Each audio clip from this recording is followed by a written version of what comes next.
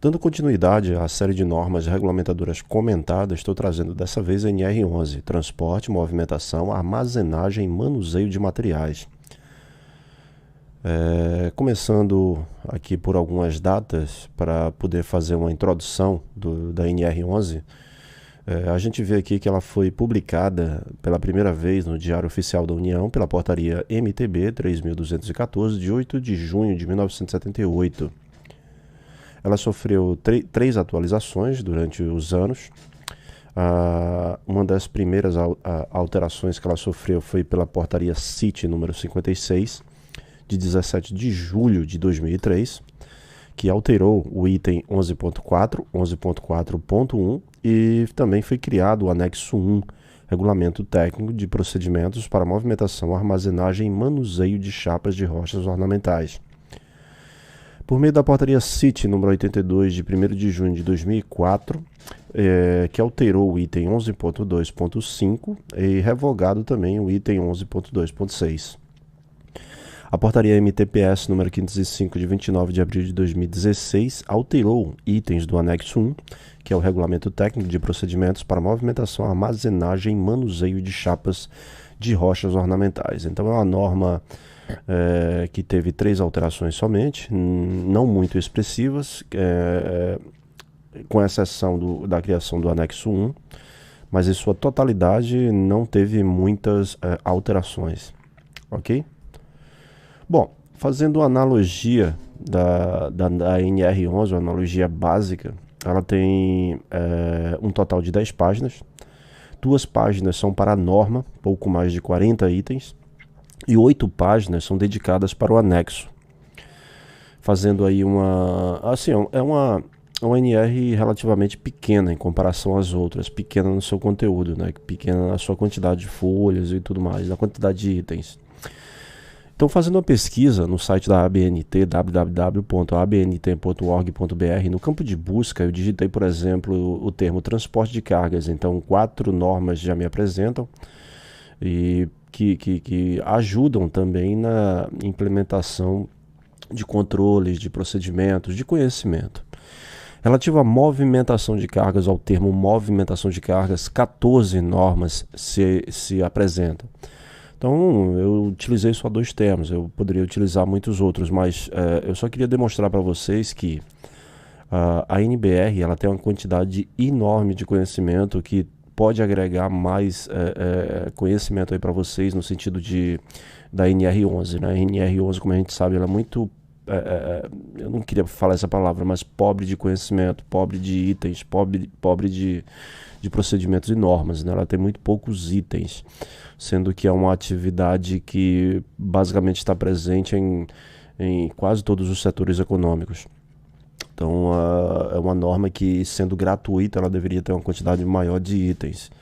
Então, caso a gente precise de mais conhecimento relativo à NR11, a gente vai ter mesmo que procurar NBRs e outros meios de comunicação, né, para poder fazer isso. O grande problema é as NBRs são pagas e muitas das normas são entre 200 e 300 reais.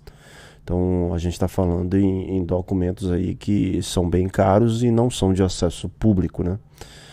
Então infelizmente a gente tem esse grande problema. Começando, primeiro item da norma, o item 11.1, ele trata basicamente do objetivo e campo de aplicação. São normas de segurança para a operação de elevadores, guindastes, transportadores industriais e máquinas transportadoras. Então ela faz uma limitação até um pouco considerada, né? Ela já limita, identificando aqui quais são os equipamentos que essa norma ela abrange, não levando em consideração outros. Então a gente sabe que a NR11 é aplicada para todos os equipamentos com força motriz, mas que não devemos nos ater somente a esses equipamentos aqui, tá? São todos os equipamentos com força motriz, a NR11 ela precisa ser cumprida. Claro que também tem as operações de movimentação manual de carga. O objetivo, a NR11 estabelece as condições de segurança que devem ser observadas nas seguintes atividades: operação de elevadores, guindastes, transportadores industriais e máquinas transportadoras, transporte de sacas e armazenamento de materiais. A movimentação de materiais nas empresas é realizada por meio de diversos tipos de equipamentos que podem ser classificados em veículos industriais, empilhadeiras e paleteiras, equipamentos estacionários de elevação e movimentação, guindastes elevadores, transportadores contínuos, esteiras rolantes de correia e esteiras de roletes. Então, esses são alguns tipos classificados, né, de equipamentos que a NR11 ela abrange conhecimento para que sejam cumpridos. Então, esse item, basicamente, ele faz uma menção somente ao campo de aplicação e objetivo da NR11. Subitem. Vamos chamar de item, né? Todos os pontos aí que a gente vai destacar é melhor chamar de itens para não ficar separando entre um e outro. Item 11.1.1. Os postos de elevadores e montacargas deverão ser cercados solidamente em toda a sua estrutura, exceto as portas ou cancelas necessárias nos pavimentos. Então, a proteção do posto do elevador é obrigatório, porque essa barreira evita a queda de pessoas até a permanência de pessoas nesse lugar. A cerca desse posto deverá ser de estrutura rígida, sólida e que resista a esforços externos. Bom, então a gente está vendo aqui um posto de elevador, onde o elevador ele tem movimentos de subida e descida para cima e para baixo. A gente tem um elevador aqui do ladinho, tá vendo? Ele não está no nível do pavimento, mas você vê que ele é todo cercado, assim como rege esse item da norma. E a parte que, assim, tem uma proteção, mas não é, a gente não vai chamar de cerca, mas é uma porta em que ela é fechada e ela evita que qualquer pessoa tenha acesso a essa parte, né, do elevador, que pode acabar caindo aqui dentro do poço ou ser imprensado quando o elevador estiver subindo ou descendo, né, ser impactado aí pelo movimento do elevador. Então a gente tem essas considerações aqui a fazer com relação a isso. Aqui a gente vê um elevador de montacarga também todo cercado e protegido. Então a intenção basicamente desse item é proteger qualquer pessoa que adentre aqui, que fique nessa parte do movimento de sobe e desce ou que tenha acesso a esse ponto de queda aqui ao poço, ok? É um item tranquilo, bem simples e só faz menção à proteção da parte do elevador. Item 11.1.2. Quando a cabina do elevador não estiver ao nível do pavimento, a abertura deverá estar protegida por corrimão ou outros dispositivos provenientes. Então vamos lá, o elevador ele tem um sistema de abre e fecha de porta, né? E quando esse elevador não tiver ao nível... Porque vamos lá, o elevador geralmente ele tem uma porta que acompanha, alguns deles, que acompanham o elevador para cima e para baixo. Então ela fecha e sobe. Então quando ela subir, essa porta já não vai estar mais aqui. Então tem que haver ou pode ser uma porta secundária ou pode ser a porta primária, que ela vai fechar e vai evitar que alguém tenha acesso aí quando o elevador não estiver ao nível do piso. Então o elevador tem movimentos de sobe e desce, em dado momento ele não está no nível do pavimento, estará a uma determinada altura. A cabine deve ter um sistema de proteção na abertura da porta, que pode ser corrimão, outros dispositivos, como grade de fechamento ou outros de maior proteção. O objetivo é que a abertura, que é um ponto de entrada e saída, tenha a proteção impedindo que qualquer pessoa ou material possa cair ou seja projetado para fora da cabina, ou um empregado possa ficar em um ponto de risco quando o elevador retornar ao seu ponto. Então, mais um item relacionado à proteção do elevador. E ok, basicamente não tem muita coisa a se comentar sobre ele. Item 11.1.3. Os equipamentos utilizados na movimentação de materiais, tais como ascensores, elevadores de carga, guindastes, montacarga, pontes rolantes, talhas, empilhadeiras, guinchos, esteiras rolantes, transportadores de diferentes tipos, serão calculados e construídos de maneira que ofereçam as necessárias garantias de resistência e segurança e conservados em perfeitas condições de uso. Basicamente, isso cabe ao fabricante do equipamento. O fabricante do equipamento, ele dimensiona um equipamento com seus materiais, dimensão e tudo mais, e ali ele estipula qual a capacidade dos componentes, qual a capacidade do equipamento, para que ele possa ser posteriormente utilizado de maneira que ofereça resistência e segurança aos seus usuários. Então, é um item, na verdade, relativo e que deve ser observado pelos fabricantes, né, dos equipamentos. Então, basicamente, só devem ser disponibilizados equipamentos que tenham essa garantia de resistência e segurança. Item 11.1.3.1. Especial atenção será dada aos cabos de aço, cordas, correntes, roldanas e ganchos, que deverão ser inspecionados permanentemente, substituindo as suas partes defeituosas. Sinceramente, a gente começa a ler a NR11, né, e começa a perceber que as coisas são especificadas, só que ela não leva em consideração que novas tecnologias, novos elementos e novos acessórios que fazem parte de um levantamento de carga sejam incluídos, né? E ela cita de uma forma geral, mas ela poderia ter colocado o texto como e outros que fazem parte do sistema de levantamento de cargas, né? Mas é só uma consideração aí que a gente observa, né? Mas como é uma norma muito antiga, então acho que ela não acabou recebendo a devida atenção em relação a essas questões. Mas vamos lá, especial atenção a gente deve dar a todos os equipamentos e a todos os acessórios e elementos que compõem uma unidade de movimentação de cargas, né? Então, eu até adiciono aí, por exemplo, o anelão e alguns outros aí que fazem parte de toda a parte de levantamento de cargas. Bom, então, agregando conhecimento a isso, né, a gente basicamente se refere a um plano de manutenção. Esse plano de manutenção ele precisa ser criado e implementado. Ele precisa ter informações do fabricante, ou seja, eu não posso criar um plano de manutenção copiando de um outro equipamento. Ele tem que ser feito para aquele equipamento, levando em considerações o que o fabricante me diz sobre ele. O que eu preciso checar, de quanto em quanto tempo, quais os componentes, quais os testes que eu preciso fazer, qual a manutenção que eu preciso fazer, qual o tipo de óleo que eu tenho que trocar. Então, basicamente, seria isso. Ele precisa ser desenvolvido e cumprido rigorosamente, levando em consideração horas trabalhadas, quilometragem ou outro meio ou por datas até, né? Ou a cada 3 meses, a cada 6 meses, seja lá como for. Mas ele precisa ser identificado qual a frequência de manutenção que esse equipamento precisa ter. O plano de manutenção estabelece datas de verificação de cada componente. A periodicidade ela precisa ser determinada pelo fabricante, na verdade ela é determinada, né? Não precisa.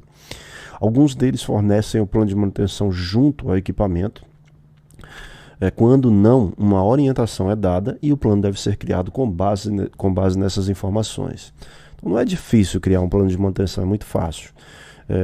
A única dica que a gente dá para criar um plano de manutenção é siga rigorosamente as instruções do fabricante para criar esse plano. Há fabricantes que fornecem o plano para você implementar na sua empresa. Inspeção antes do uso deve ser feita sempre e com atenção especial para cabos de aço, correntes, roldanas e ganchos.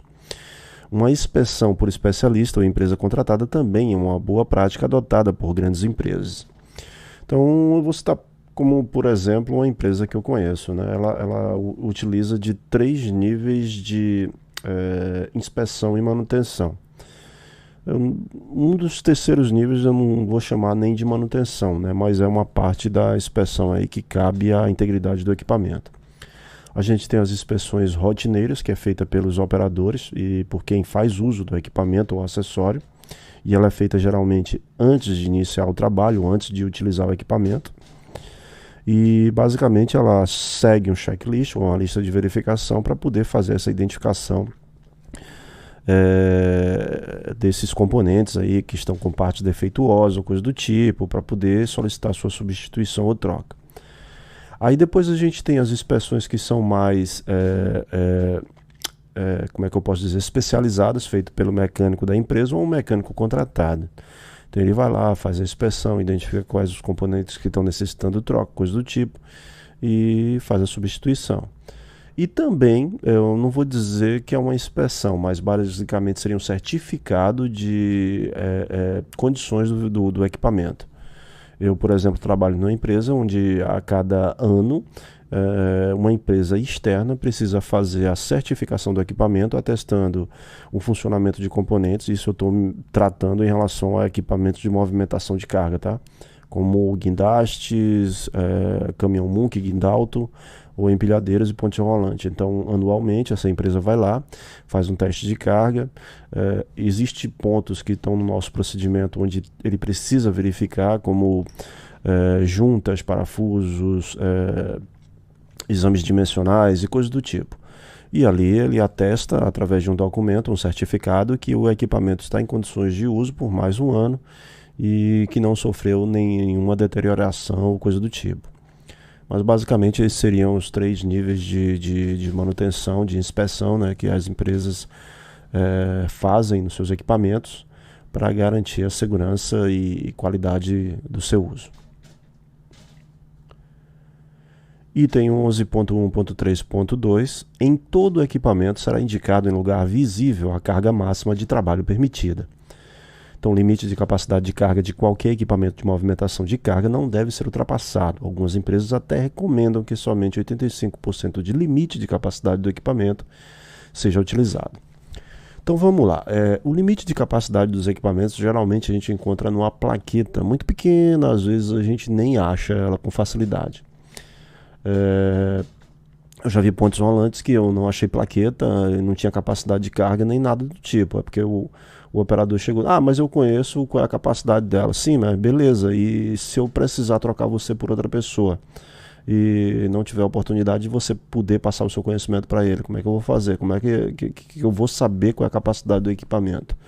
Então é importante que a capacidade, importante e normativo por este item, que todo equipamento tem a sua capacidade de carga atestada, identificada no equipamento. Então a gente vê aqui na ponte rolante, na parte superior da ponte, tá vendo? A capacidade dela, 16 mil quilos. Aí a gente vê aqui também na empilhadeira, tá vendo a capacidade dela?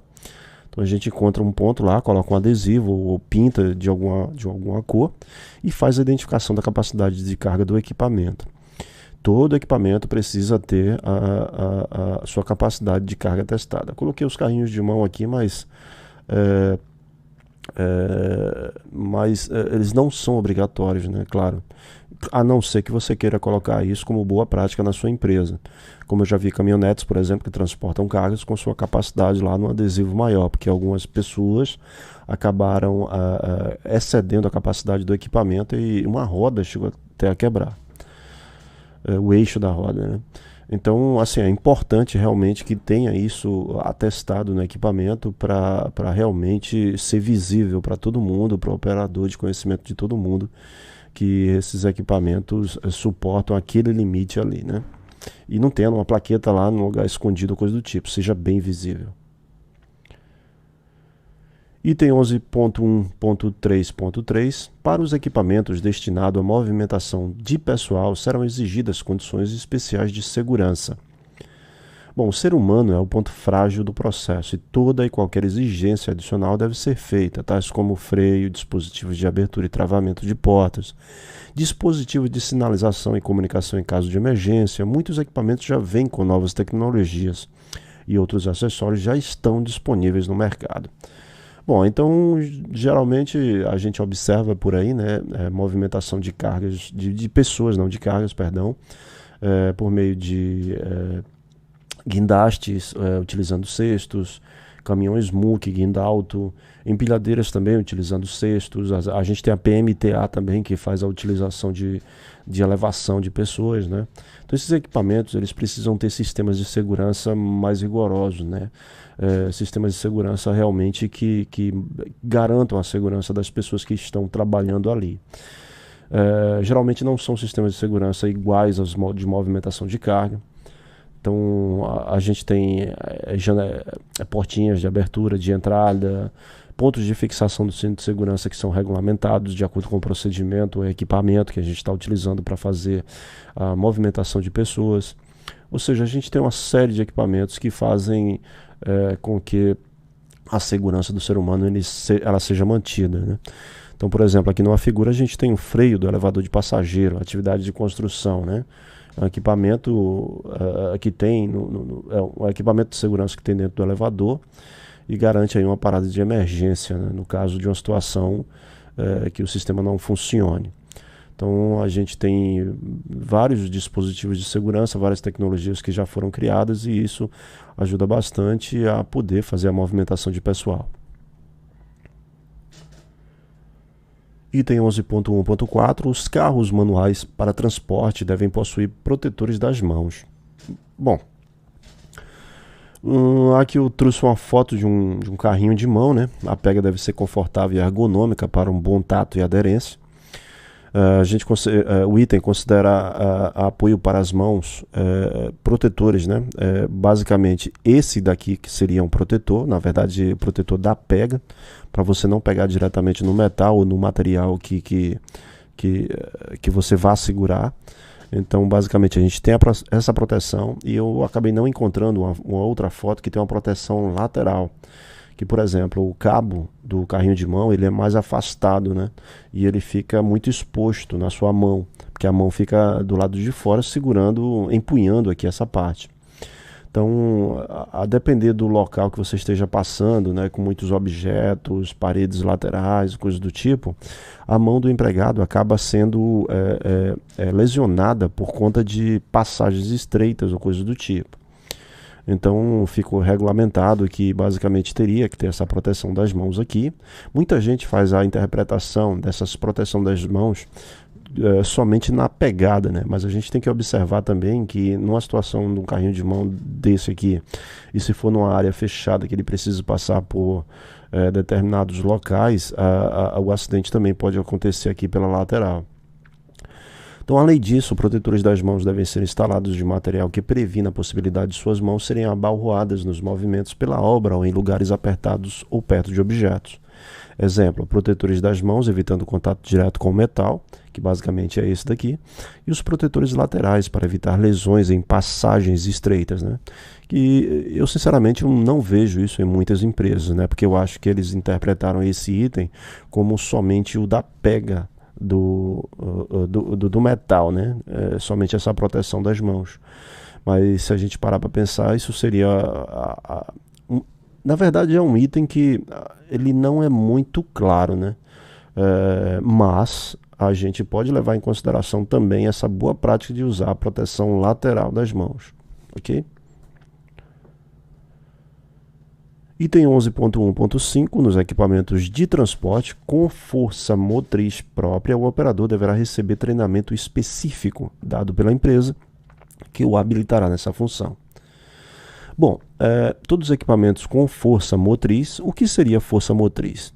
Então a força motriz é a força que impulsiona, que faz mover ou ocasiona movimento. Motor capaz de produzir ou transmitir movimentos, chamado também de força motriz. Bom, então todo equipamento que tem a força motriz como empilhadeira, ponte rolante, guindal automunk, guindastes e grua, todo operador desse equipamento ele precisa receber um treinamento específico. O que é isso?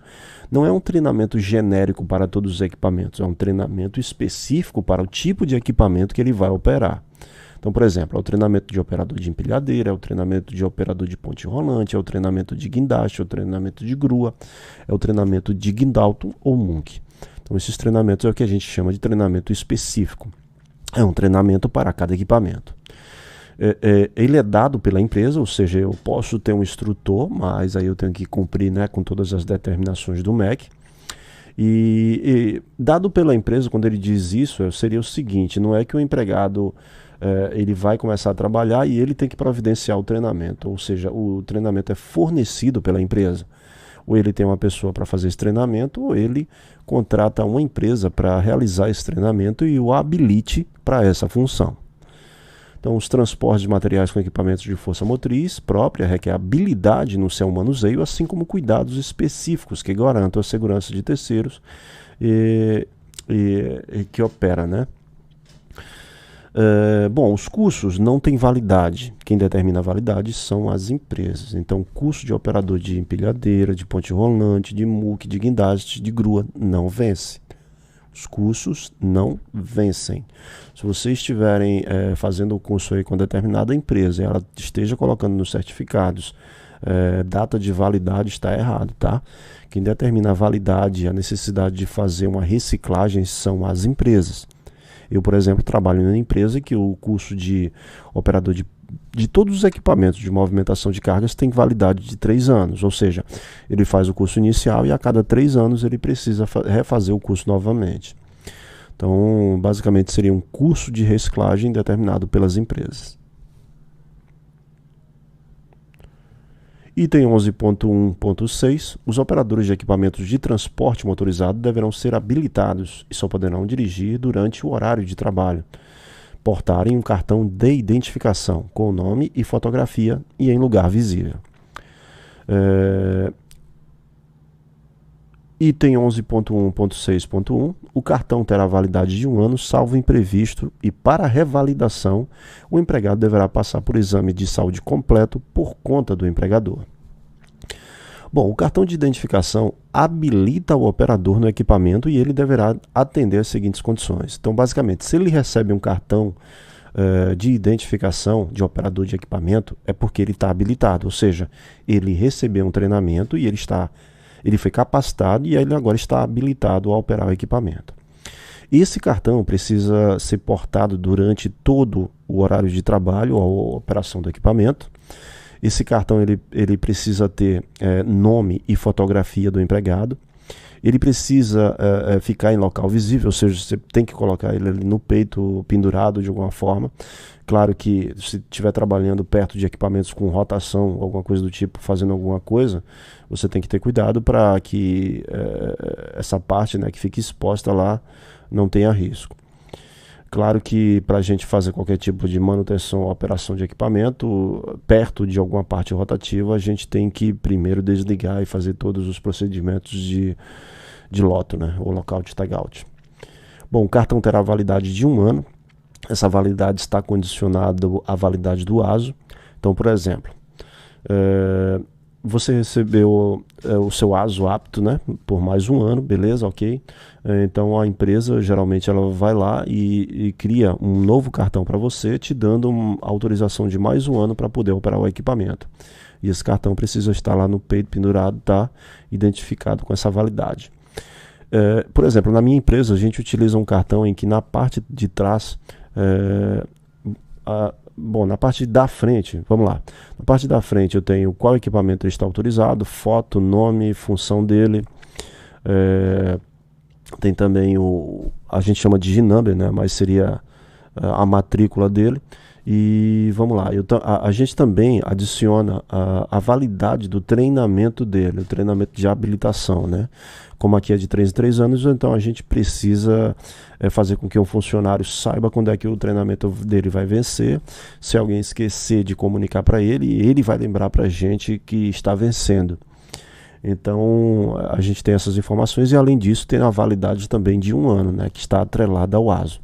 Na parte de trás, como é que a gente faz isso? A gente faz a validação das validades do exame médico dele, fazendo revalidação manual, por meio da assinatura ou validação do pessoal do SESMIT. O pessoal do SESMIT vai lá, confere o ASO dele e revalida atrás do cartão dele que realmente ele pode continuar operando o equipamento, que está válido. Então, basicamente, funciona isso em algumas empresas, por exemplo, é a minha, né? Outras empresas já utilizam fazendo o cartão anualmente, emitindo um novo cartão anualmente. Mas, só para lembrar aí que todo operador de equipamento precisa ter esse cartão, sim, que identifique e ateste que ele está habilitado para operar o equipamento. Item 11.1.7. Os equipamentos de transporte motorizados deverão possuir sinal de advertência sonoro, também buzina. Então, por exemplo, a empilhadeira ela é dotada de uma buzina e ela também é dotada de um sinal sonoro de retrocesso, ou ré, que ajuda na identificação do movimento do equipamento ou de movimentos que estejam próximos a outros equipamentos ou próximo de pessoas dentro de um determinado ambiente. Então, todos os equipamentos motorizados precisam ter esse sinal de advertência. E ainda somo que existem novas tecnologias hoje, né, que já são instaladas em vários equipamentos como empilhadeiras, como aquela luz, né, que ela se reflete no solo e ela identifica que o equipamento está passando por aquele local, né? Então ajuda bastante em esquinas de armazéns a outras pessoas identificarem que o equipamento está se aproximando. Bom, adiciona-se esse texto que os equipamentos motorizados devem ter alarme sonoro de ré para empilhadeiras, muques e guindastes, sinal sonoro na movimentação de pontes rolantes, buzina, empilhadeira, muque e guindaste, ok? Então esses são alguns exemplos aí de sinais sonoros de advertência que os equipamentos precisam ter.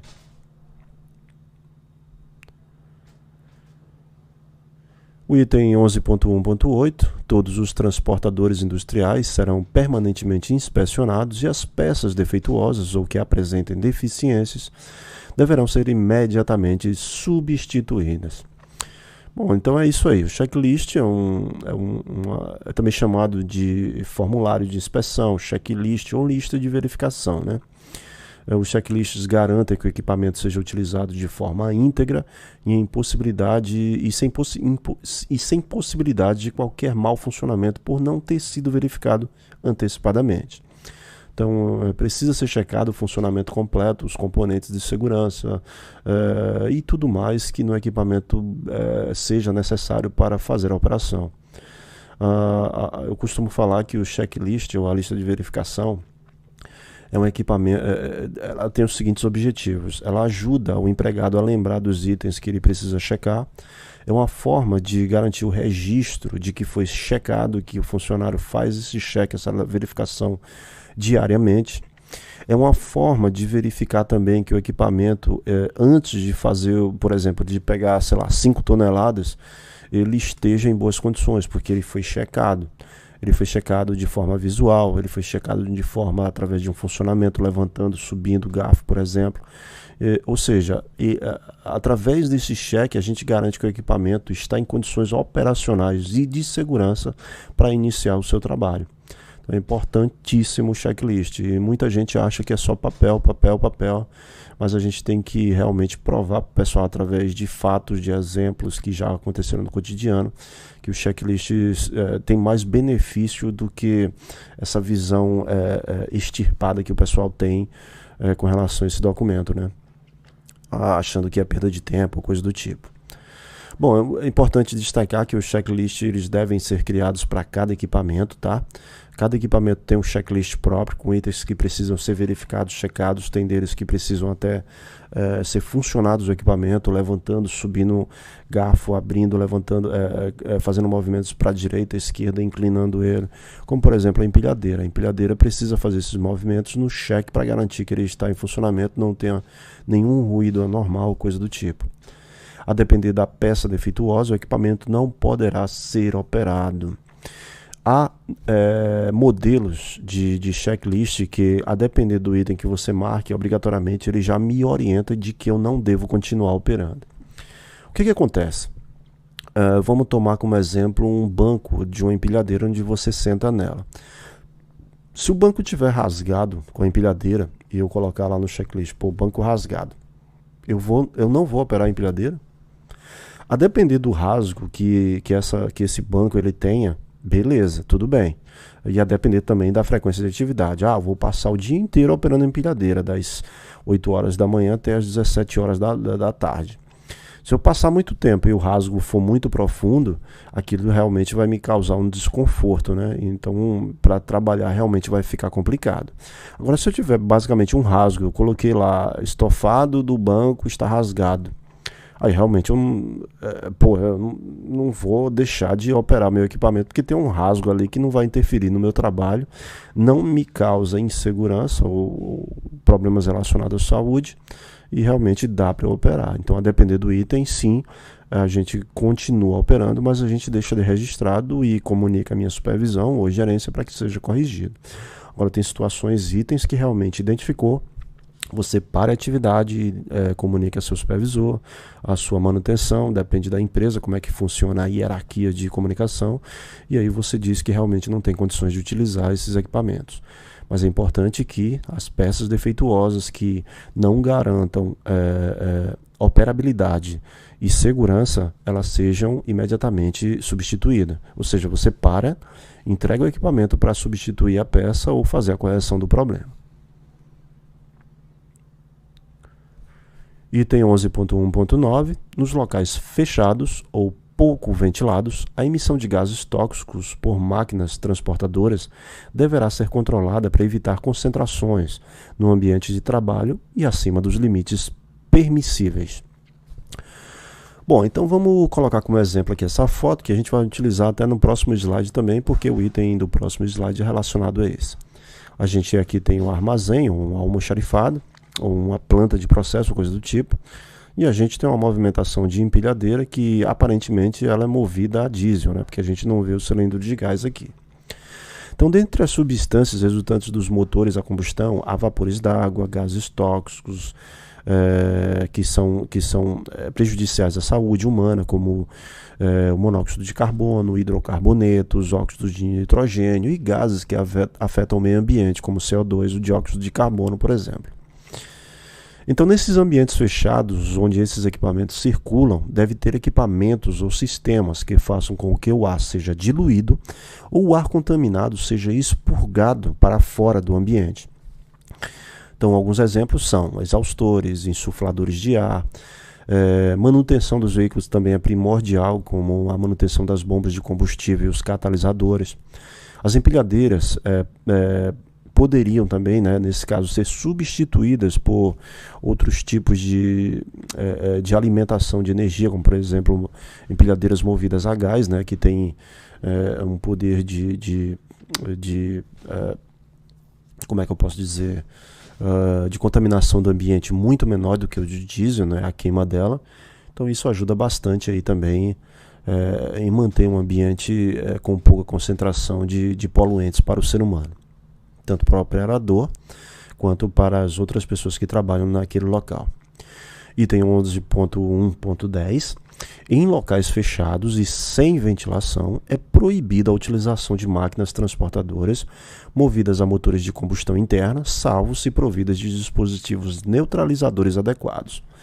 Então, esse item está relacionado ao item anterior.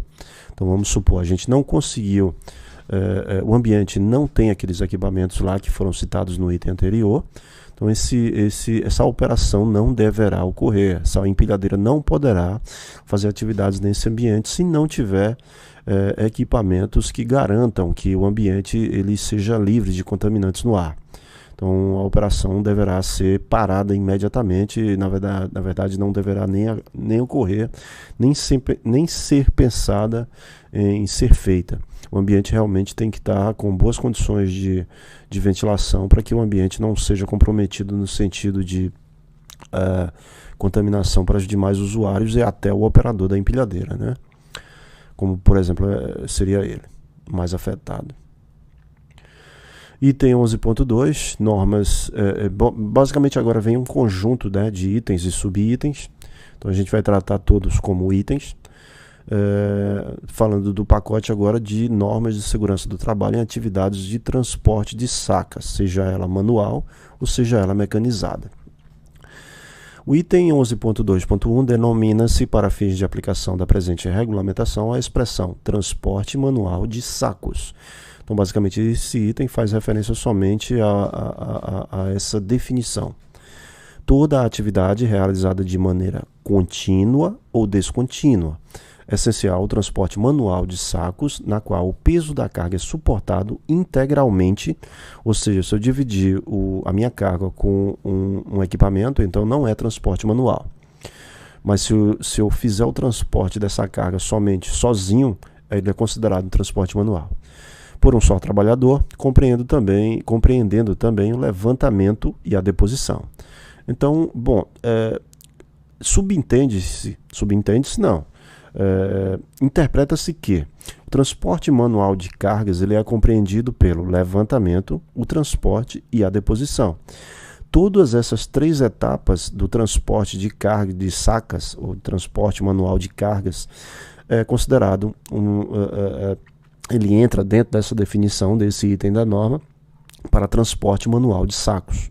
Mas a gente faz uma abrangência maior falando de transporte manual de cargas, compreendido por levantamento, transporte e a colocação da carga no chão. Então a gente vê um exemplo aqui, ó, de trabalhadores fazendo transporte de sacos de café, na época e no início do século XX, e é uma época que não tinha realmente procedimentos e normas referente a isso, tinha alguns conhecimentos, algumas limitações e coisas do tipo.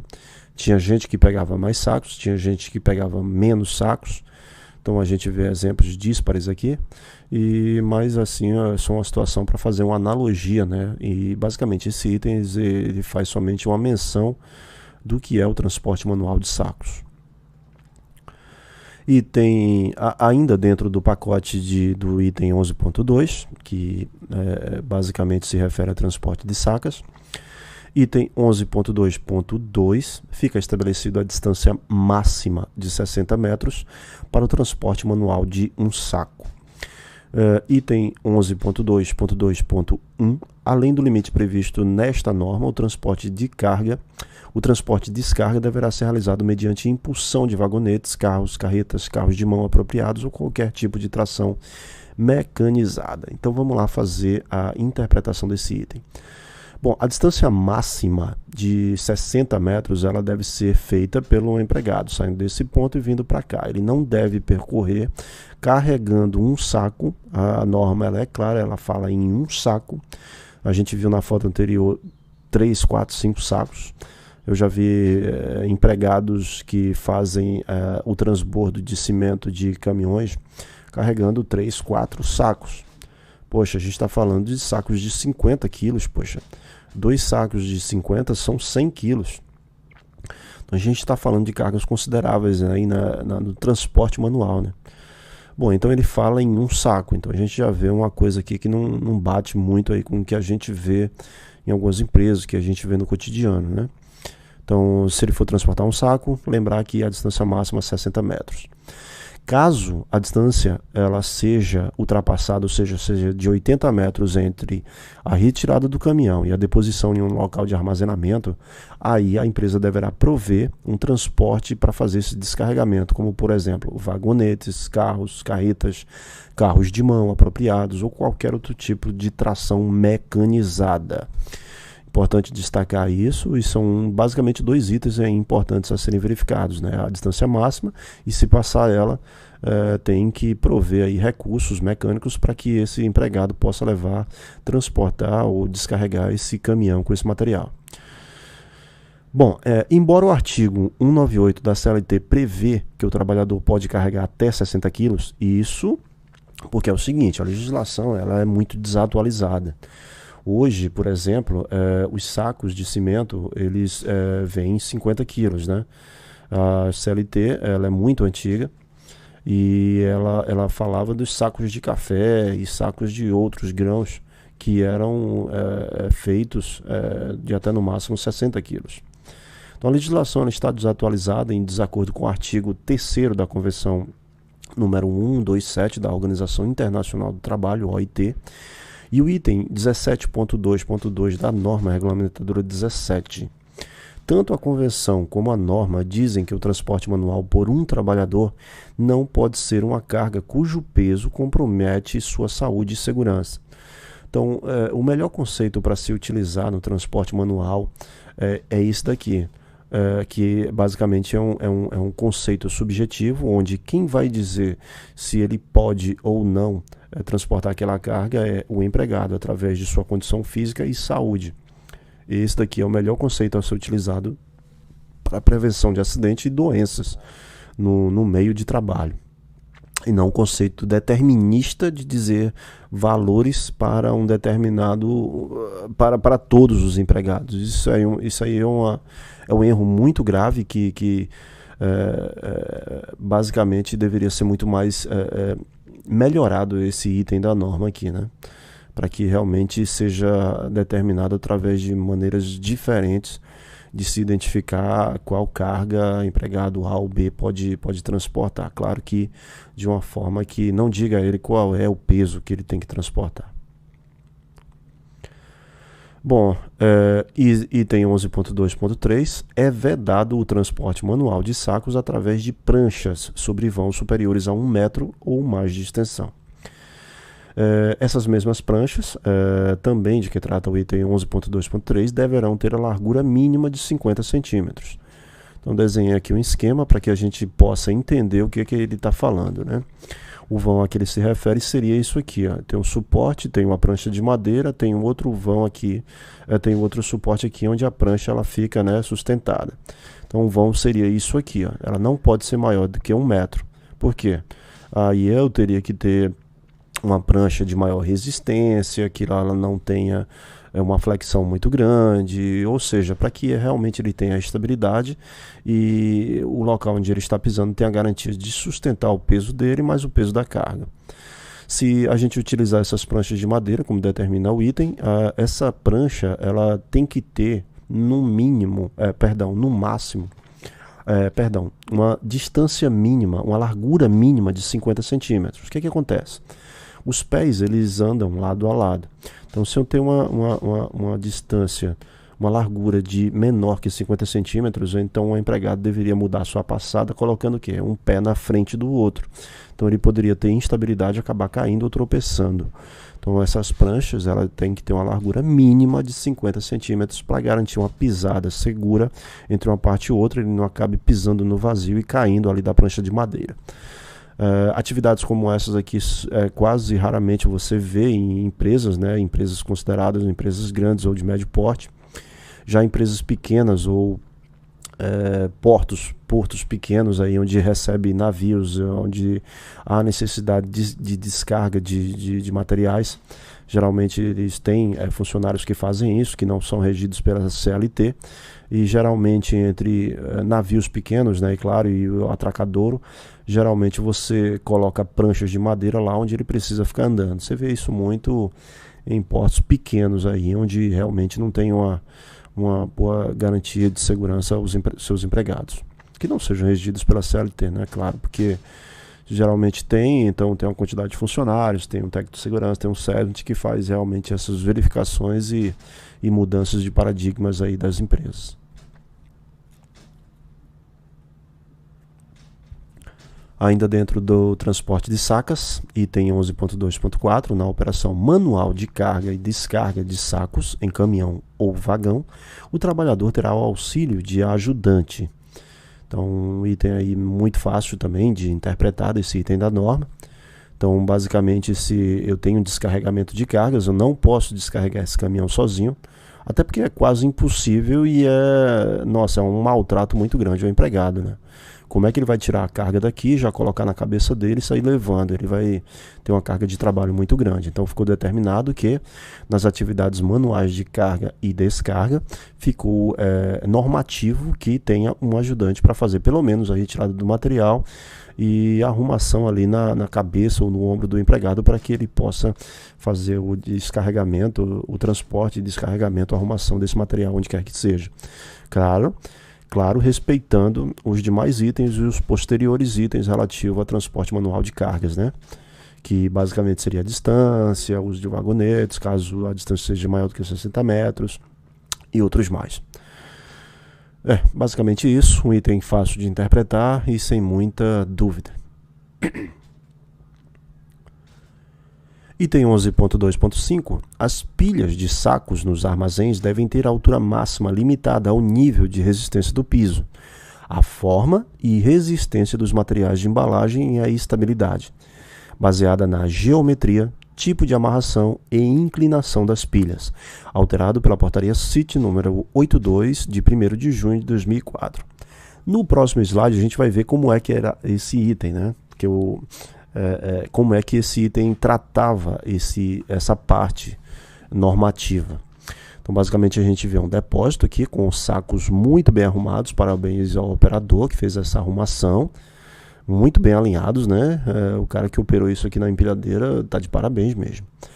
Bom, então, basicamente, para a gente fazer essa arrumação de sacos, toda empresa, todo operador, todo empregado, todo supervisor precisa observar as seguintes situações: a altura máxima limitada em relação ao piso, ao teto, A resistência do piso também, se ele suporta esse material. Então a gente vê que o piso aqui é de muito boa resistência, parece ser um concreto, né? Então ele tem uma resistência realmente muito boa. Também precisamos observar a forma e resistência dos materiais que são utilizados nas embalagens. Tem sacos que não suportam a determinada quantidade de peso nele, né? O que está suportando maior peso é essa fileira aqui de baixo, tá vendo? Então essa fileira aqui de baixo está suportando a maior quantidade de peso. A gente precisa também observar a forma disso, a resistência desse material, a embalagem e a estabilidade.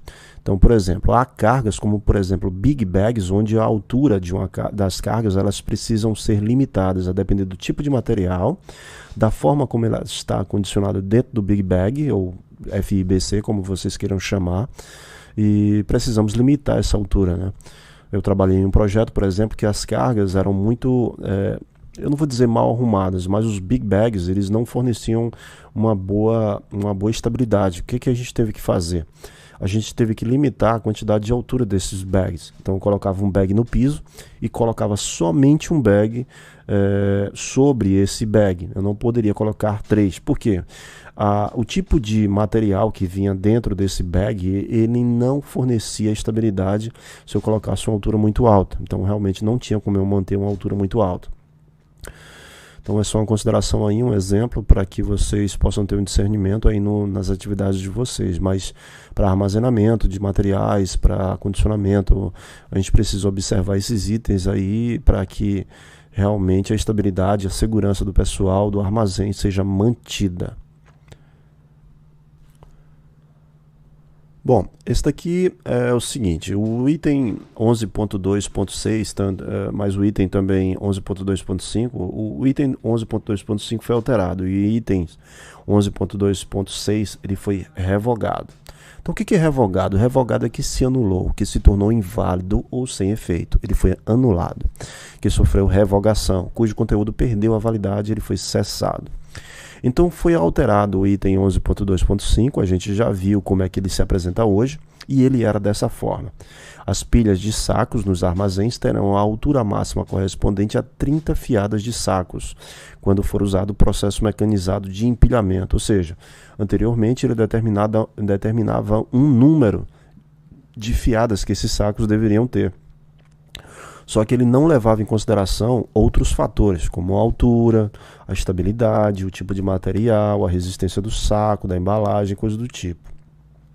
Então esse item foi alterado para uma forma muito mais preventiva, que é no sentido de observar todos os fatores para poder fazer o dimensionamento aí da altura, da arrumação, da estabilidade da carga. Bom, o item do 11.2.6 ele foi revogado. Então o item dizia o seguinte: a altura máxima das pilhas de saco será correspondente a 20 fiadas quando for usado o processo manual de empilhamento. Então no processo manual ele já não é tão recomendado, ele recomenda-se mais o processo mecanizado, e também existia um número de fiadas que deveria ser empilhado todo o material, né? Não também levando em considerações outros fatores. Então, sem muita dúvida em relação a isso, basicamente só explicando o que foi revogado e o que foi alterado. Então, no processo mecanizado, como a gente tinha citado anteriormente, de empilhamento, aconselha-se o uso de esteira rolante, dadas ou empilhadeiras. Então, para fazer a arrumação, o empilhamento de um material, de uma carga, a norma, através desse item, ela aconselha que sejam utilizados equipamentos mecanizados para a sua arrumação. Para quê? Para que se estabeleça estabilidade, segurança e maior praticidade até na arrumação, né? E também não coloque uma carga muito grande ou até insegurança e risco até de morte para empregados subirem em carga e fazerem arrumação manual, como eram feitos até alguns anos atrás. Em algumas empresas menores a gente vê essa arrumação totalmente sendo feita de forma manual por empregados arrumando caminhões, né? Então fica realmente aí assim, eu sei que emprega bastante gente, né, que realmente não tem qualificação necessária para operar um equipamento, mas que em contrapartida acaba acarretando uma série de problemas relacionados à segurança, tanto das operações como segurança e saúde do próprio empregado. Bom, até hoje em dia, esses equipamentos são utilizados para muitas outras tecnologias, aí estão presentes no nosso dia a dia que ajudam nessa arrumação, né?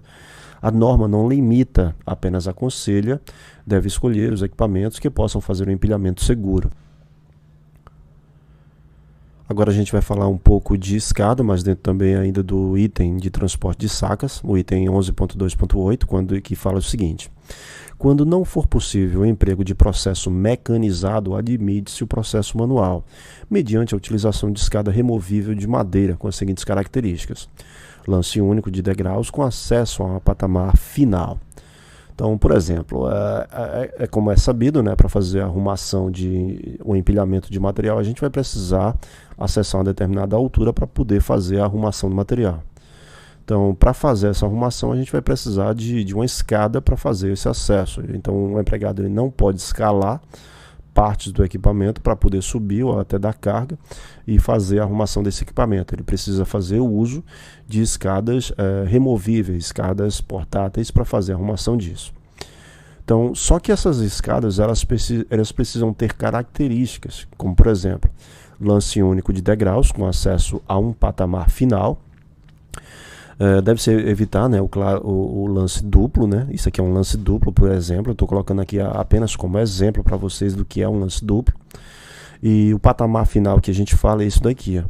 Aqui nesse caso seria um lance, patamar intermediário, outro lance, e se continuar, aí vem os patamares intermediários ou finais. Então a gente vê aqui uma escada com um lance, com um lance e um patamar final onde ele chega e faz a deposição da sua carga. Então basicamente a gente precisa respeitar esse item da norma e fazer com que essa regra ela seja cumprida.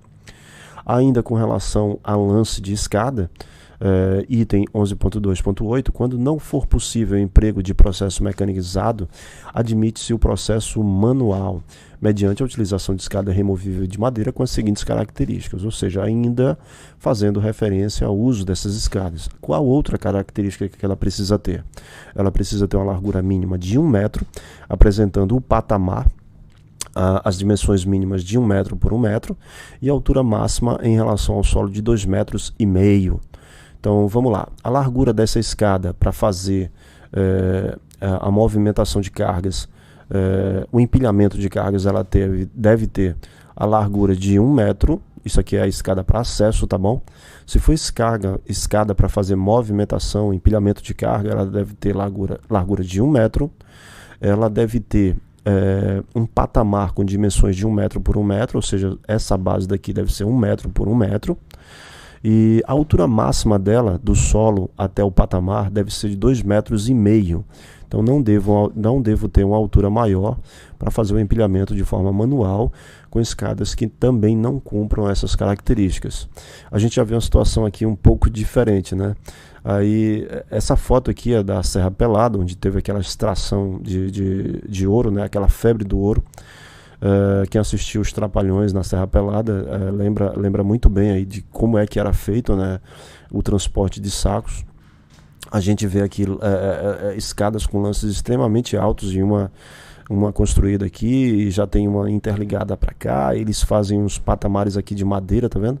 Onde você sobe, onde você desce, onde você passa para outra, vem para outro patamar e vai subindo.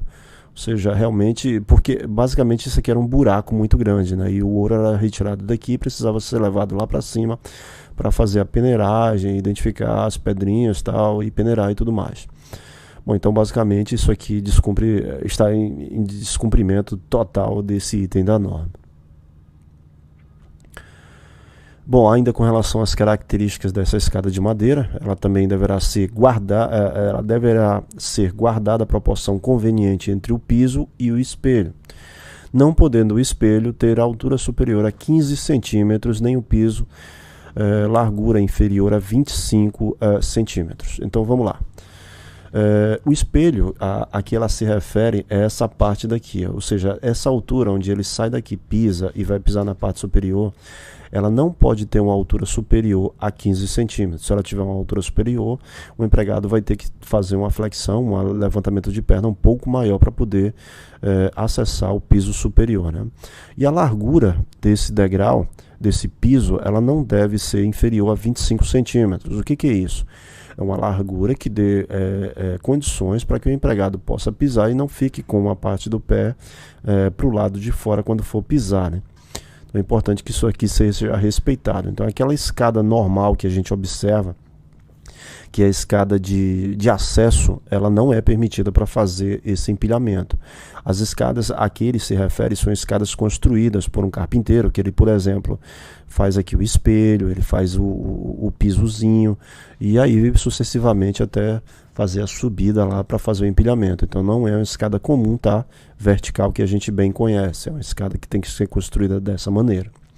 Então isso aqui é outra regra também que precisa ser cumprida no intuito de atender a escalada do empregado aí durante os degraus para poder fazer a arrumação, empilhamento da madeira. Então algumas regras também a gente encontra em NBRs, que faz uma apresentação dos itens de uma forma muito mais técnica e apresentável, com muito mais itens a serem identificados para poder manter a segurança e a resistência da escada no uso desse tipo de atividade para fazer o empilhamento de materiais, ok? Bom, ainda com relação a escadas de madeira, deverá também ser reforçada lateral e verticalmente por meio de estrutura metálica ou de madeira que assegure sua estabilidade. Então a gente vê aqui mais uma escada em relação a esse transporte, né? A gente está colocando essa escada aqui como exemplo. Eu não tenho a dimensão dela aqui, se ela tem 1 metro, né, de largura, mas ela serve como exemplo, tá bom? Então a escada também deverá ser reforçada lateral e verticalmente com estruturas, sejam elas de fábrica ou construída. Então aqui a gente já tem um corrimão que pega da metade aqui até ele subir, ou seja, esse corrimão me dá condições de eu pegar e já ir subindo com segurança. E aqui na parte superior, onde eu poderia fazer o empilhamento do material, já tem uma proteção aqui com guarda-corpo no meu patamar. Então isso aqui me oferece uma boa segurança e é o que basicamente a norma, esse item da norma se refere em relação a esse item também da escada, né?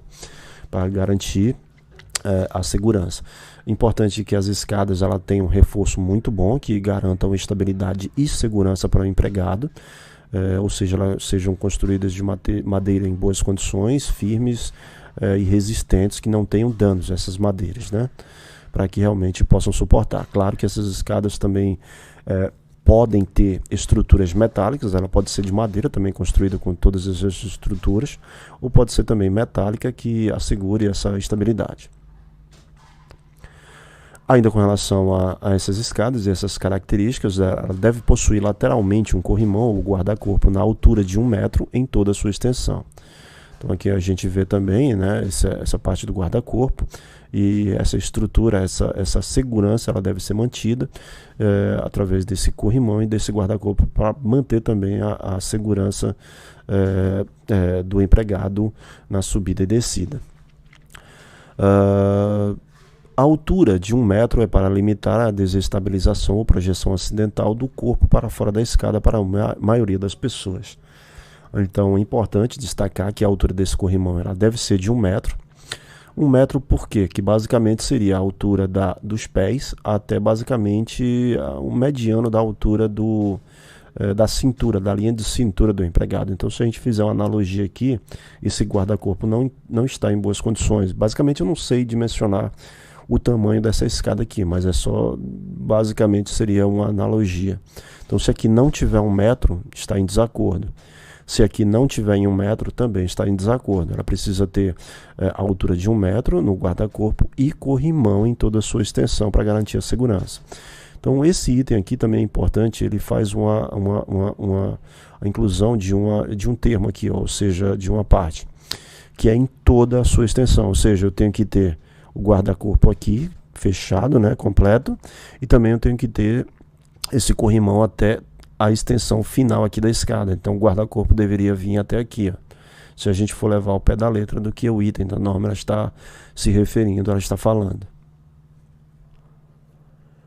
Ainda com relação a escadas, mais um item aí, uma característica que precisa ter, que é perfeitas condições de estabilidade e segurança, sendo substituída imediatamente a que apresente qualquer defeito.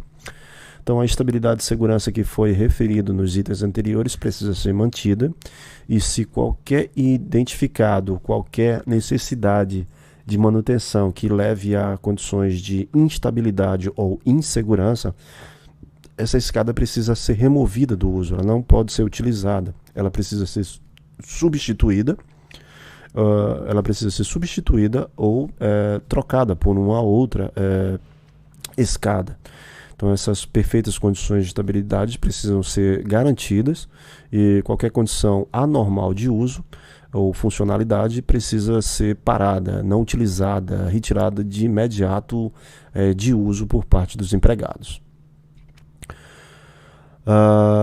Ainda com relação ao transporte de sacas, né, mas não mais relativo a escadas.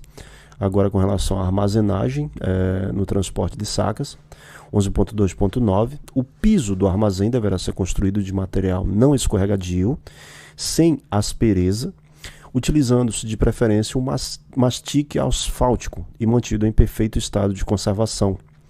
Então, o mastique, o que é o mastique? O mastique é uma mistura de betume e elementos minerais realizado com uma dosagem que facilita o seu espalhamento a quente ou a frio, obtendo-se uma superfície lisa após compactação com uma certa rugosidade. Essa certa rugosidade ela precisa ser mantida, mas não pode ser muito áspera. Por quê? Na caminhada, pode haver, a depender da rugosidade, uma facilidade muito grande em tropeços. Então, ele não pode ser escorregadio, mas ele também não pode ser muito áspero. Ele precisa ter uma caminhada boa, nivelada, para que realmente ele não possa escorregar, mas ele também não tenha facilidade para tropeçar. É importante observar que o material a ser utilizado apenas tem as características de não escorregadio, não áspero, a conservação seja mantida sem buracos ou deformações, e a resistência também seja adequada para o tipo de movimentação, né? Por exemplo, se eu tenho uma empilhadeira onde faz a movimentação de materiais dentro de um determinado ambiente, esse piso ele tem que ser dimensionado para o giro da roda da empilhadeira, para o peso daquela empilhadeira junto com a carga, porque senão com o tempo ou facilmente aí o piso desse local ele vai ser facilmente deteriorado, danificado.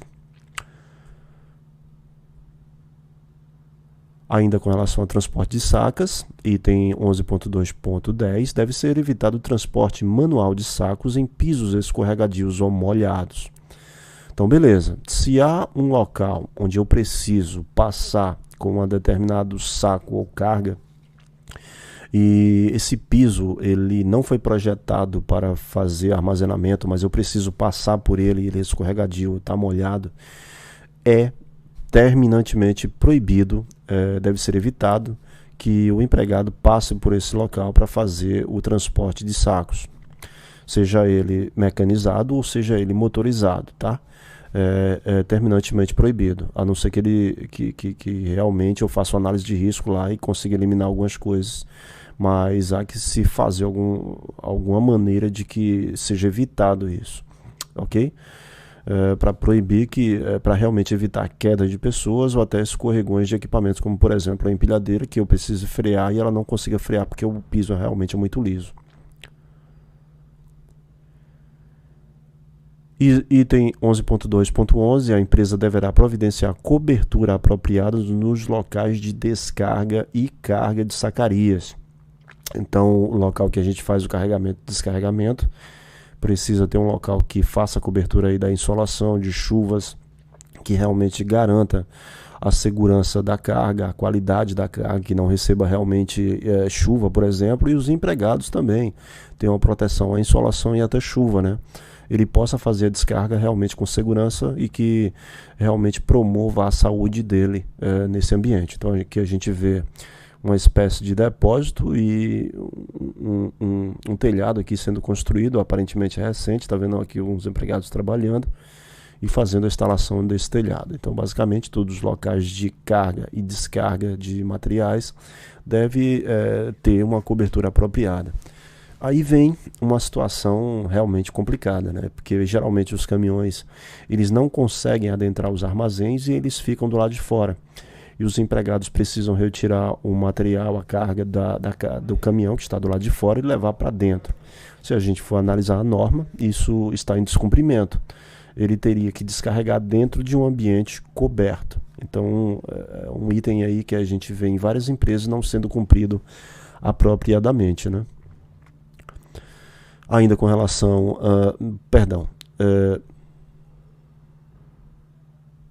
entrando agora num grupo de itens diferentes, né, do que a gente estava falando anteriormente, que era transporte de sacas.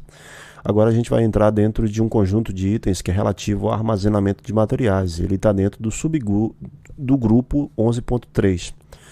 O item 11.3.1 ele fala o seguinte: o peso do material armazenado não poderá exceder a capacidade de carga calculada para o piso. Esse piso ele se refere ao piso do caminhão, do equipamento que vai receber essa carga, ou até do piso do ambiente onde essa carga vai ser depositada para armazenamento. Então esse piso ele precisa ter uma resistência maior do que a carga que ele vai receber. Então é importante realmente que sejam observadas essas características antes de fazer o armazenamento. E lembrando bem, serve para caminhões também, tá? Tem que observar a quantidade, a capacidade do equipamento para receber aquela quantidade de cargas que você vai armazenar. Então, basicamente, a gente vai adentrar agora dentro da parte de armazenagem. Esse é um dos primeiros itens, né, que é com relação à quantidade de cargas. É importante também observar o seguinte: a metragem quadrada que esse piso foi dimensionado. Então, por exemplo, aqui eu tenho 1, 2, 3, 4, 5, 6, 7, 8. Então, dentro de um metro quadrado aqui, eu já tenho 4 toneladas. Aí eu preciso me questionar o seguinte: se eu colocar mais umas 2 fileiras aqui, eu vou a 6 toneladas. Um metro quadrado desse piso resiste a todo esse peso aqui colocado em uma única fileira?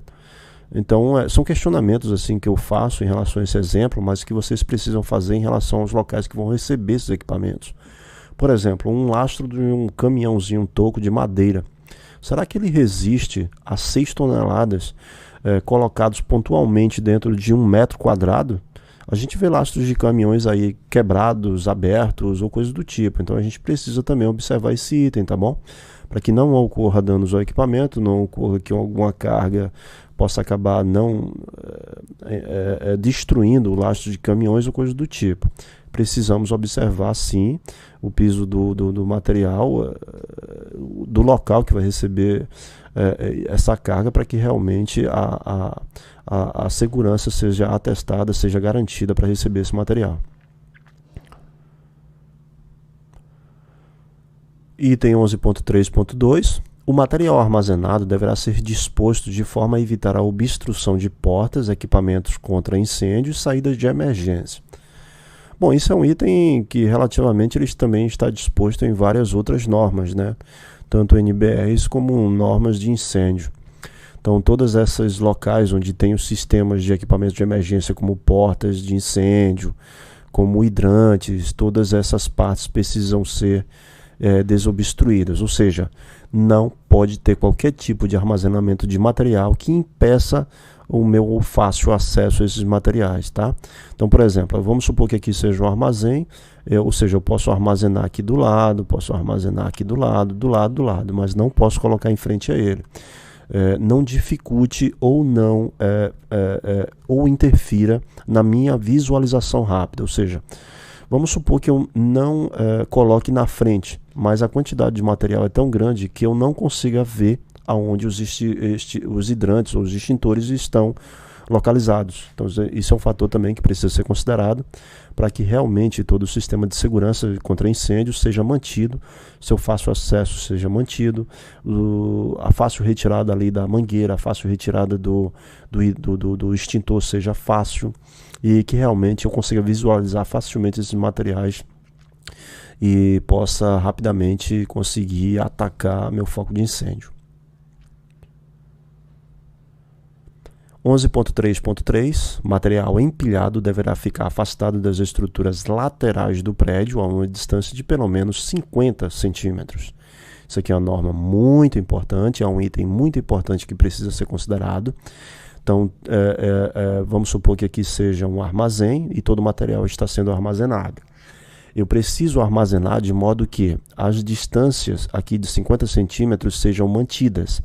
Eu não posso colocar isso aqui perto da parede para ganhar mais espaço e eu poder armazenar mais material. Eu preciso manter essas distâncias para quê?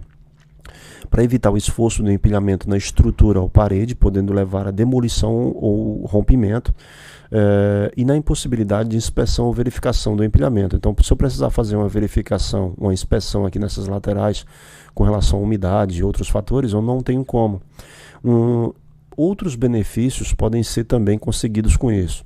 Por exemplo, vamos supor que eu tenho uma empilhadeira onde eu vá pegar essa carga daqui. A empilhadeira, o garfo entra aqui e sai do outro lado, entra aqui e sai do outro lado. Se eu não tiver essa norma determinada, o garfo da empilhadeira aqui, ó, que passa da carga, ela vai acabar batendo na parede. Então, se eu mantenho essa segurança aqui, pintando, por exemplo, colocando uma faixa de 50 centímetros, o operador consegue verificar onde é que eu vou colocar a carga e ele sabe que o garfo passa um pouquinho ali e ele não vai bater na parede. Então, isso daqui é um benefício também muito bom. Outra questão é o seguinte, se eu tenho uma carga, por exemplo, cimento, eu coloco ela muito perto da parede, ela está sobre pallet, beleza. Mas eu coloco ela muito perto da parede, ela vai receber umidade. O que vai acontecer com a carga de cimento? Ela vai sofrer umidade e vai ficar endurecido. Então, isso é outro benefício também com relação a essa distância que deve ser mantida das paredes no empilhamento de cargas. Então, para essas condições de segurança sejam mantidas, a distância mínima pode ser maior do que 50, mas essa distância mínima precisa ser respeitada. Então, há empresas que essa distância é um pouco maior, mas essa mínima de 50 precisa ser mantida em todos os lados, ok? Item 11.3.4, a disposição da carga não deverá dificultar o trânsito, a iluminação e o acesso às saídas de emergência. Item que a gente tinha citado sobre saídas de emergência. Então, a arrumação da carga ela deve ser feita de forma que o trânsito não seja dificultado, ou seja, eu preciso fazer um planejamento. Onde é que eu coloco as cargas, onde é que vai ser determinados os meus pontos de movimentação, onde é que meus equipamentos e saídas de emergência vão estar dispostos. Então, essa arrumação ela precisa ser colocada de uma maneira que nada disso seja prejudicado. Eu consiga manter a mesma iluminação, o meu trânsito ele consiga fluir, seja ele trânsito de pessoas ou trânsito de equipamentos. O acesso às saídas de emergência e equipamentos outros de emergência ela seja mantida de fácil acesso.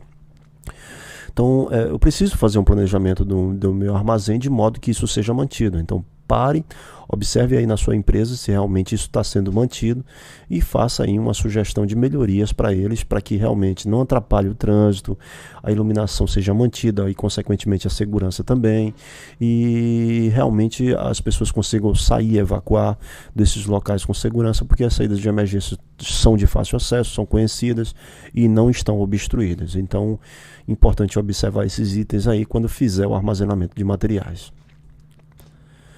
Item 11.3.5, o armazenamento deverá obedecer aos requisitos de segurança especiais a cada tipo de material. Então, requisitos especiais com relação a cada tipo de material, eles precisam ser identificados nas FISPQs. Dentro da FISPQ existe uma seção lá onde ela diz quais características de armazenamento precisam ser observadas. Por exemplo, há determinados produtos químicos líquidos que precisam ser armazenados em locais onde sejam bem ventilados. Há determinados produtos químicos que não podem ser armazenados juntos com outros produtos químicos por causa da incompatibilidade química ou por causa da inflamabilidade ou coisa do tipo. E são considerações aí que são específicas para os tipos de material, tipo de produto. Então aqui a gente vê, por exemplo, um ambiente arejado com contenção secundária, provido de canaleta, piso impermeável, caixa coletora de resíduos no caso de derrame. Então, por exemplo, na empresa que eu trabalho, todos os produtos químicos líquidos precisam ser armazenados em locais onde tenham essas características aqui, ó. um piso que seja impermeável, onde tem uma contenção secundária. O que é isso? São caixas coletoras com canaletas, onde o produto químico, se ele derramar, ele vai para essa canaleta e da canaleta vai para uma caixa de recebimento desse material. E, consequentemente, esse material ele não vai para o ambiente externo e acabe contaminando o ambiente, o meio ambiente. Então, basicamente, essas são características intrínsecas a determinados produtos. Então, onde é que a gente vai achar essas informações? Nas FIS-PQs dos produtos. Em cada tipo de produto, em cada FIS-PQ, você vai encontrar quais as características que o local de armazenamento ele precisa ter para poder fazer esse armazenamento de material. Bom, então as características especiais que a gente geralmente observa em alguns produtos são limite de 2 sacas empilhadas por fileiras. Ambiente ele precisa ser arejado. O ambiente precisa ser desprovido de umidade. O local de armazenamento precisa ter contenção secundária para produtos químicos líquidos, para a proteção do meio ambiente, entre outros tipos de características que a gente observa em algumas FIS-PQs. Armazenamento de materiais. Ainda em relativo a armazenamento de materiais, mas um item aí não muito abordado, mas a gente vai ver algumas coisas. Item 11.4, movimentação, armazenagem e manuseio de chapas de mármore, granito e outras rochas, acrescentado pela portaria CIT número 56, de 17 de setembro de 2003. Item 11.4.1, a movimentação, armazenagem e manuseio de chapas de mármore, granito e outras rochas deve obedecer ao disposto no Regulamento Técnico de Procedimentos constante no anexo 1 desta NR, acrescentado pela portaria CIT número 56, 17 de setembro de 2003. Então esse item basicamente ele apresenta o regulamento que foi criado, que é o anexo, o regulamento técnico, que foi criado justamente para apresentar quais os procedimentos e normas que a armazenagem e manuseio de chapas de mármore, granito e outras rochas precisam ser cumpridos. Então basicamente o item, eu não vou me ater a ele, porque é um item muito específico de atividades, não vai servir para todas as atividades econômicas, mas é um item aqui que eu vou passar de uma forma muito mais básica. Então, o anexo 1 da NR11 ele é taxado como Regulamento Técnico de Procedimentos para Movimentação, Armazenagem e Manuseio de Chapas e de rochas ornamentais. Então, número 1, princípios gerais, ele diz o seguinte, que basicamente seria o objetivo e campo de aplicação. Esse regulamento técnico define princípios fundamentais e medidas de proteção para preservar a saúde e a integridade física dos trabalhadores. E estabelece requisitos mínimos para a prevenção de acidentes e doenças do trabalho no comércio e na indústria de beneficiamento, transformação, movimentação, manuseio e armazenamento de chapas, rochas ornamentais, sem prejuízo da observância do disposto nas demais normas regulamentadoras, NR, aprovadas pela Portaria 3.214, de 8 de junho de 1978, nas normas técnicas vigentes e na ausência ou omissão destas nas normas internacionais aplicáveis. Então, basicamente, ele fala qual é o objetivo, qual é o campo de aplicação, e ele ainda me diz que deve ser observado outras normas relativas às normas regulamentadoras e outros regulamentos específicos, como as normas internacionais, NBRs e outros mais, para que realmente a segurança seja mantida. Coloquei aqui uma parte interpretativa. O regulamento técnico apresenta princípios gerais, que é basicamente esse grupo de itens, inspeção e projeto, áreas de circulação e movimentação, requisitos técnicos quanto a armazenamento, movimentação, equipamentos e acessórios de movimentação, condições ambientais, carga e descarga, programa de treinamento com conteúdo e carga horária específica dividido por módulos e, por último, um glossário com termos técnicos utilizados para esse regulamento. Então, basicamente, aqui eu fiz uma coletânea de grupos da normativa, desse regulamento técnico que se apresenta. Eu não vou apresentar ele aqui item a item, até porque a apresentação dessa NR11 ela vai ficar muito extensa, mas caso haja alguma necessidade de vocês aí, eu posso fazer a interpretação delas e publicar no nosso canal. Bom, então, basicamente, aqui são o regulamento técnico, como ele se apresenta. Então, só para resumir de novo, a NR11 ela tem 10 páginas, 2 páginas são para o normativo geral, e anexo 1 ela tem as 8 páginas, e essas aqui são as 8 páginas do regulamento técnico para esse item aí. Então basicamente é isso, acabo concluindo a NR11 toda ela comentada item a item, espero que tenham gostado.